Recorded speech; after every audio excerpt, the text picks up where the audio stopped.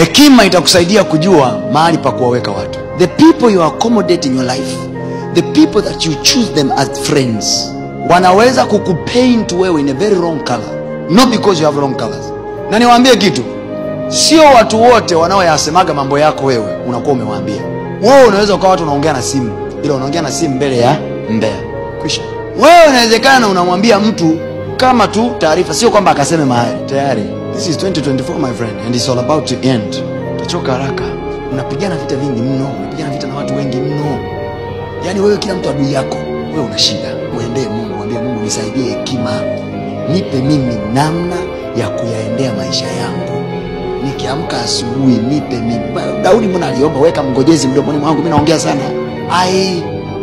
I'm asking you my brothers and sisters, ondoa pride, ondoa kiburi.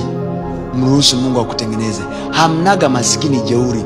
Kuna maskini anayejifanyisha na jeuri. You lose important things in your life. Utakuja hapa mimi niombe kwa Mungu. Mungu nakulia Bwana, Mungu nisaidie. Mungu anaweza kukupa kila kitu because you have poor management. Challenge ya mwanadamu sio resources. Challenge ya mwanadamu ni poor management. We fail to manage resources. We fail to manage human resources. Ndio maana kuna kitu kinaitwa human resource management. Failure to manage resource can collapse the whole company. Hekima itakufungua macho na masikio na moyo kujua kwenye maisha yangu huyu anakaa wapi. Sina chuki naye, sijawahi mtukana, sijawahi kugombana naye, ila najua anapokaa. Umewahi wewe maishani mwako kuishi na mtu au kukaa na watu au kukaa na rafiki ambaye you know exactly ni yeye tu ndo anajua hili jambo, ni yeye tu, lakini unakuja ulisikia kwa mtu mwingine ambaye you never expected. These are the people that we are living with. We are not safe. Sio kafika kwa mtu ukajimwaga namna hiyo, hapa nimefika. Hujafika my friend. Ndio kwanza shughuli ya maisha inaanza. You won't believe what those people will do.